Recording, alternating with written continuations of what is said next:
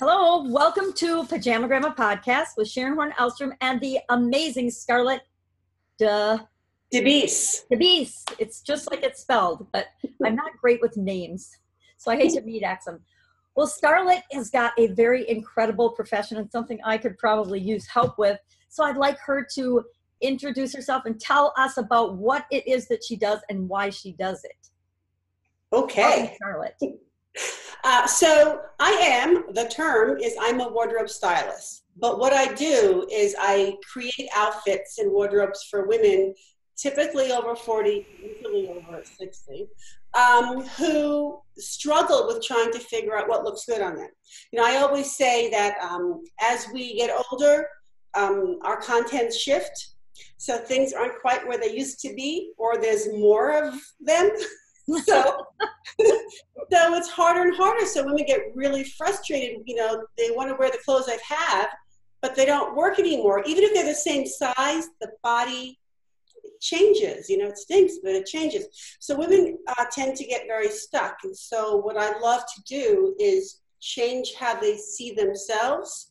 And I do that with creating outfits for them that they can like what they see and feel confident. Because that's really, to go out in the world, you have to have some level of confidence to find any satisfaction in your personal or your business life. And it really comes with how we feel and how we look to others. So. Well, absolutely, because as much as we like to think it doesn't matter, as I sit here in my bathrobe with my messy hair, it does matter. And especially if we're going out in the world and people try not to make a first impression or not judge a book by its cover, but we absolutely positively do. It's human nature. We have to decide what's for us and what's not for us. So, and that, again, with the confidence, that's so great. And it's true. It matters what people think of us, but the most important person to impress really is ourselves. Absolutely. And, you know, they say that when a woman, and men too, but I only work with women, when they feel better about how they look, not in the pajamas, which I wear all the time at home, by the way, but when they go out, you literally stand taller. I mean, you literally grow an inch because, you know, temporarily, because you're standing taller, because you have more confidence.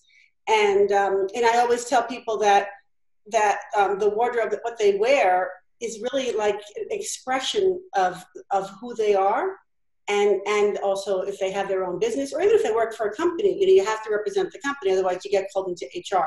So a lot of women these days are behind the computer. Hello. And I gotta tell you, when I'm home and I'm not on video, I'm wearing my robe, I'm wearing my pajamas. My husband always says, if your clients could see you now, they'd run. But I'm home. I should be comfortable.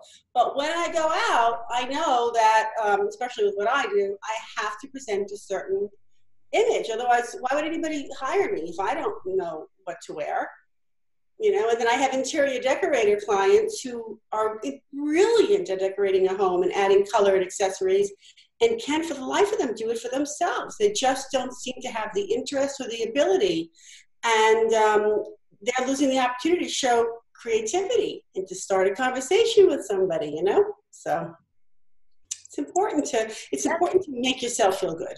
Absolutely. I know, for example, like when I do get dressed and leave the house, I always get dressed when I leave the house, unless I'm yelling, I feel awesome in the front yard on Mondays. That's kind of my thing. Then I do it in my pajamas because my neighbors already know I'm crazy. But when I go out, like if I'm going to a meeting or to do a consultation or something, I get dressed. But how do you go about deciding? And like, I know I stink at it. My family tells me all the time that I have no fashion sense whatsoever. And I'm an engineer, so I don't expect myself to have any fashion sense. Mm-hmm. But I know when I wear something that I feel good in, like I went to my cousin's wedding and I wore a gorgeous dress. When I do something like that, I know you're right. It makes me taller, and that inch makes a difference when you're only 5'1.5". So I think I need some more of that. So how would you go about helping somebody like me determine what's best for me to wear as I go out to build that confidence and to put the right face on the world? Because we all want to feel better about ourselves and feel good wherever we are. Right. Well, first of all, I want to just clear up one thing that people assume. If they assume that if you get help knowing what to wear, it means you're changing who you are or dressing like someone that you're not. And that's never what it is. So when I work with somebody, whether it's in person or virtually, I get to meet the person, you know, talk to the person like I'm talking to you, find out their personality, because not every woman is going to be cuffled in satin ruffles. I don't know anybody that is, but or animal prints, or, you know, you have to be yourself. So the first thing I start with, and this is really key, and it's really important with what you pull out of your closet when you go shopping, is to discover what the best colors are on you. Because right then and there, when you go shopping, and we had mentioned privately that 50% of women do not like to shop. It's not true that women like to shop. All my clients hate shopping. I don't work with people who love shopping or are into labels and fashion and all that. Mm-hmm. I work with regular women like us who just want to get it together. And the first way to start is with color, because when you wear a color that is right for you, your eyes literally become whiter, your teeth become whiter looking, your skin becomes clearer looking, smoother looking, and you look healthy. And maybe somebody even asked if you were on vacation, or did you have a good night's sleep? When you wear the wrong colors, and this happens all the time, people might ask you, or talk behind your back, are you okay? You feeling all right? You know, or are you tired? Or how are things going? You know, I always joke when I do presentations that if you work for a company, if you wear the wrong colors for 3 days in a row, when you call in sick, everybody in the office is going to go, she did not look good. I get it. I get it. She didn't look good. No wonder she's out sick. So the colors are really important, because, and only the colors next to your face. So for instance, black is not a great color for everybody, even though we wish it would be. But black can make some women's under eye circles look darker, or the shadows on their face make them look, you know, more sunken.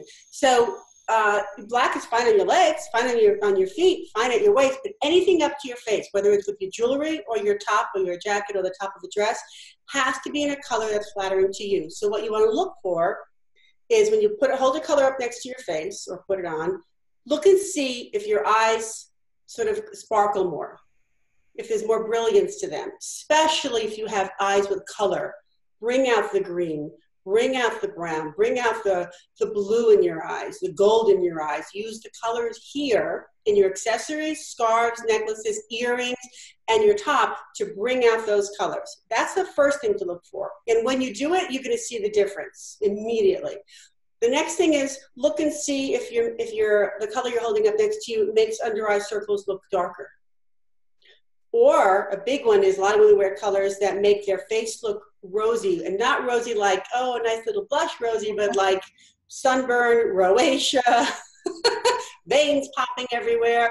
These are things we just don't go for. It's not a look we go for.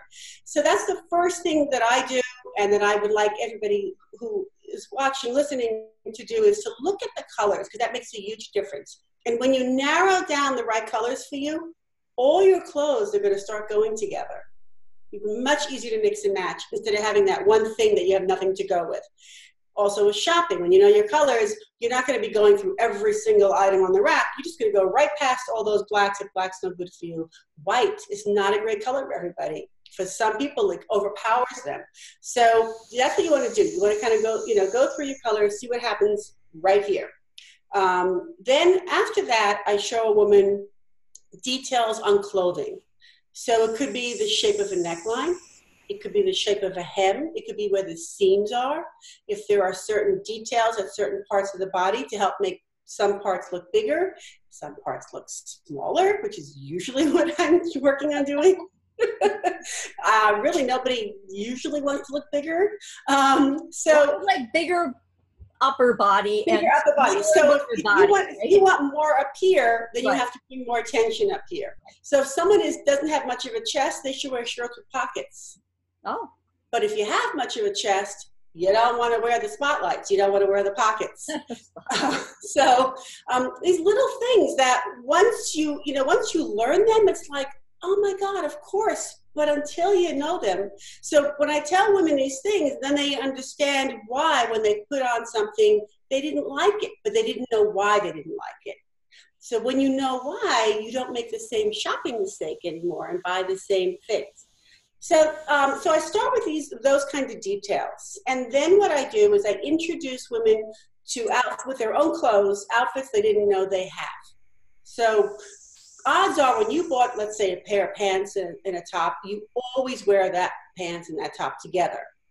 But I bet you if there's like 3 other tops in your closet that will go with that pants and a different jacket and a different necklace, and you have an outfit you didn't even know you had.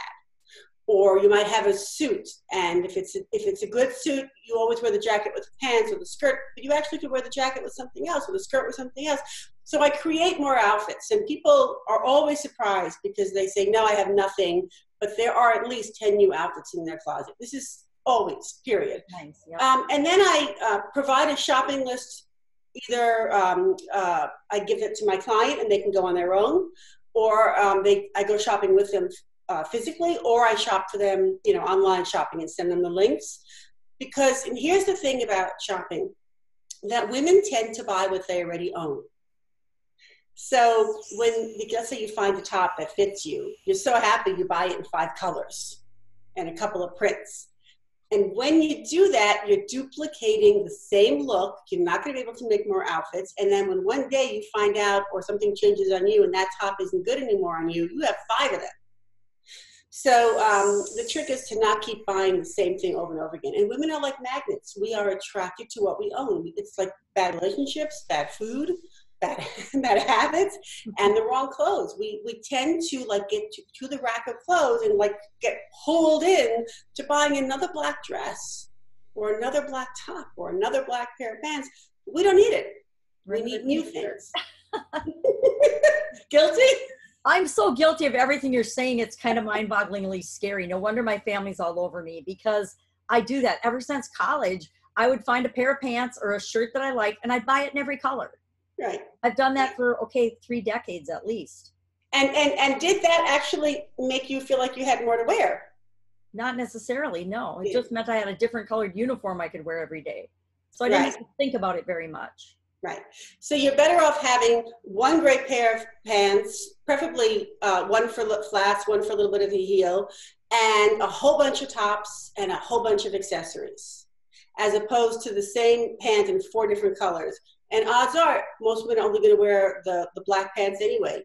If you wear gray pants, you sometimes have the risk of looking like a postal worker. I never wear gray. I haven't found a shade of gray that I can wear yet. And everybody loves gray, but every time, gray is one of those colors that I've learned just makes me look horrible. Yeah. And so I when the whole 50 Shades of Grey book came out, then all the department stores, the clothing stores, that gray was the color. It's not a flattering color for most women. Almost every closet that I go into, she has tons of gray because it's what was in the store. It's what everybody else was wearing. So women tend to think, well, if it's out there and it's trendy, I guess I should wear it too. And that actually brings up to a point that I don't follow trends. I don't believe in them. I think we all should have our own style and what works for us. And just because thigh-high boots are in does not mean we have to wear thigh-high boots, nor should we. Well, I don't think over 40 we probably should wear those, but that's just me. But I grew up in the go-go boot era too, so I don't know. I don't know that anybody could have worn those either. Let me tell you something. My mother brought me up to never look like everybody else. And the one time she really messed that up was she bought me orange go-go boots. Oh, my. That was a bad day at school. Bad day. Mine were white. I didn't even know they made orange ones. Me either. But she found them. Well, I love your approach that you work with the individual woman, because one of my philosophies is that you just absolutely positively have to be yourself, no matter what other people think of it. And believe me, I take a lot of heat about this whole pajama Gramma thing, but I do it on purpose because it helps me separate out the people that I do and don't want to work with. But when I go out in public, I don't want to look like the frumpy pajama Gramma. I want to have a much more professional, more polished, more confident look and feel to myself. So that advice about color and things, that is absolutely amazing, because we don't think about things. We just sort of, like in a lot of areas of our life, women especially, we just do what we've always done because we only have so much time to get everything in and get it to survive, I guess. It's more, right. I mean, a lot of decades we've just been surviving, not absolutely able to think about ourselves. So I just love that approach. It's really important. And also, you mentioned time. The amount of time a woman wastes trying to figure out what to put on and the mess that she makes in her closet or her bedroom is, more than you get to spend more time cleaning it up because you keep pulling things out and trying things on. But if you stick to that approach of having just a few colors that are great for you, they're always going to be in the same kind of a palette. So they're all going to go together. And you're not going to be like staring at your closet, like I called the deer in the headlights look, waiting for something to happen. You can just easily figure out what to put on. And also, I should say that when I work with clients, I send them photographs of the outfits so that they can have that as a reference, because I don't know about you, but I don't even know where my keys are sometimes. So I need a photograph to remember things. My daughter so needs you. Oh my God.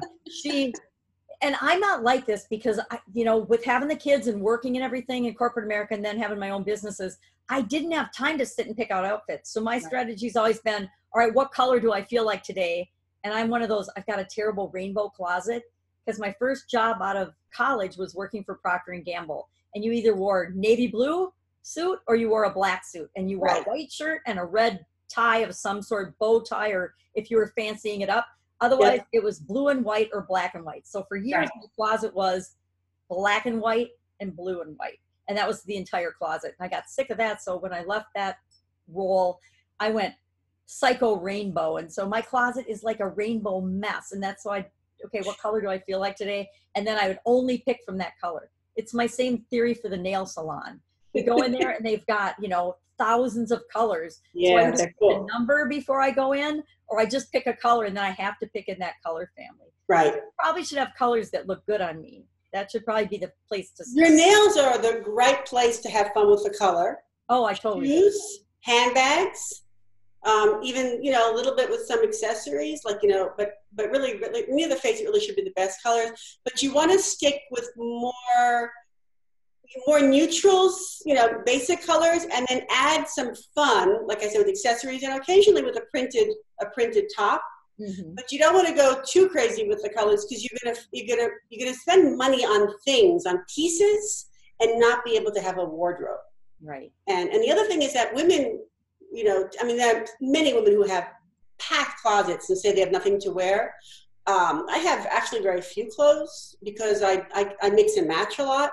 But if you have fewer clothes, but in your right colors and the right fit, you're going to have more outfits than the woman who has a jam-packed closet and can't even find anything in it or doesn't even like what she has. That is really stellar advice because I've got that jam-packed more than one closet and I have nothing to wear. I wear the same things because I find that I wear the same 10 or 20 items all the time. And I wash them and I wear them every week because they're the ones I feel best and most comfortable in. So they're the outfits I go for over and over and over again. So that's really fascinating. Right. There's a statistic that women wear, let me see if I can get this right, 20% of their closet, 80% of the time.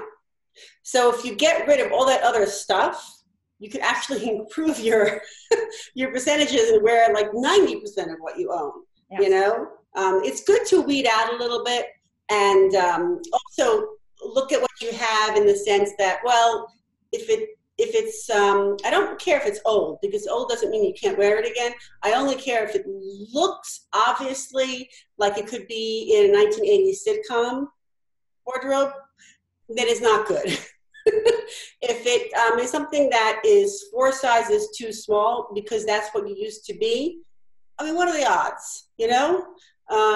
If anything, make your main closet just be those items you wear all the time, and then that way you can easily make more outfits with that and wear more of the pieces, and then have some fun with the accessories. But try to get out the stuff that, women have, clothing in their closet that they haven't worn in 20 years. So why are you looking at it? Because if you're reminding yourself that you're not that size anymore, you're kind of messing up your ego, your self-confidence. Absolutely. That is really good advice. And I'm in the process of moving, so that's even better advice because I know I need to get rid of just a ton of stuff. I actually set a goal, 90% of everything I own right now has to go because I don't use 90% of it. So why am I hanging on to it? And then I got divorced a while ago. So I'm going to go, I'm just going to get new stuff that actually suits me, not Right. what suited me raising a family. And those are Right. entirely different things. What suits And you have a whole new career. And so, you know, you're not going to wear pajamas going out, but when you do go out and network, you don't want to have to think about this. You want to think about your message. Exactly. You know? And also, I love accessories for a way to start conversations with people. So when you go out, whether it's the deli counter in the supermarket or it's a networking event or a party, you know, people love to like compliment a necklace or earrings, and it's a great way to kind of get a conversation going, you know? So true, because the first thing I noticed about you was your beautiful necklace today. And your beautiful smile, but that's usually I notice people's eyes first, but it definitely draws your attention. So that's very true. My husband bought this for me, believe it or not, in Madagascar. Okay, that makes it even cooler. For maybe $10. I have an animal carved one. My aunt and uncle went to Africa and they went on a safari, so they brought me back this wood carved necklace with all different animals on it. I love wearing that because it's got such a fun story behind it. So that's amazing. And we need those conversation starters for networking and things. Right.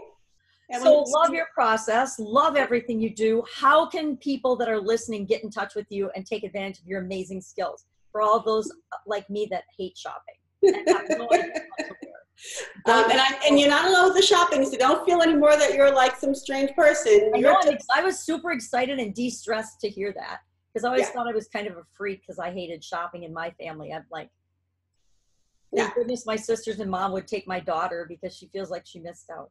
However, she's one of those disaster, I don't know what to wear people. Yeah. I'm going to make her listen to this but she's got, oh my gosh, she's got this beautiful chestnut hair and like copper colored eyes. There's certain colors that she wears, like if she wears greens and olives, just incredible. So still enjoy listening to this. Yep. Closet thing. Well, first of all, I have my website, which is Scarlett with 2 T's, image.com.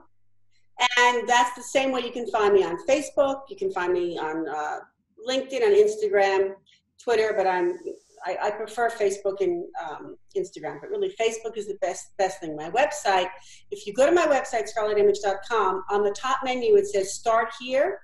And there are going to be a few things you can get for free that will give you the tips to help you how to dress to look 5 or more pounds thinner. Nice. Very popular. And some other tips. Always.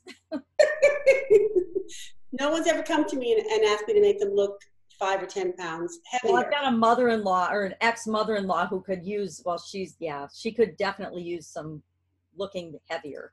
But there aren't very many people like that. All you have to do basically is reverse the tips.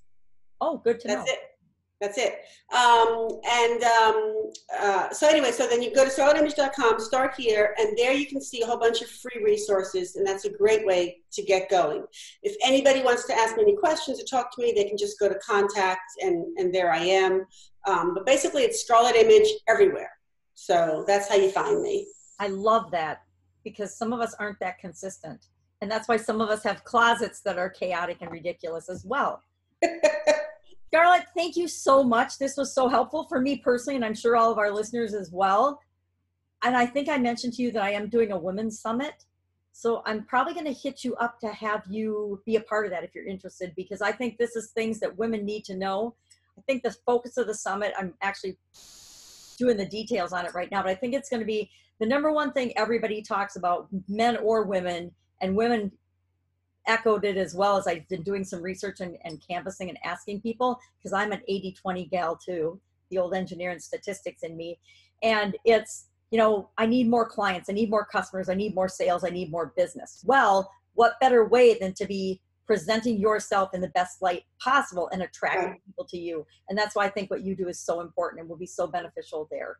And you have to get out from behind the computer to grow business. You have to. Absolutely. And I actually had one client who was starting a business, and she was being asked to speak, and she kept saying no because she was terrified about how she would look in front of people. And when she hired me, her business coach told her to hire me because she realized she was ruining her business because she was afraid to represent it.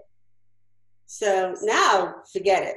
She's a monster. That is fantastic. But the fear of getting out there, you got to get rid of that, because you can't grow a business if you have that. Right. It's kind of like the fear of doing videos and Facebook Lives and things. A year ago, I was scared to death to get on video. And so part of why I did Pajama Gramma was because it helped me to overcome that fear, because I think that a lot of us are afraid other people are going to judge us. Well, they're going to judge us anyway. But I figured now people can judge me for the pajamas and ridicule me about that. It doesn't hurt my feelings one bit. But if they're saying, oh, you're an ugly, awful person, that still hurts my feelings. Right.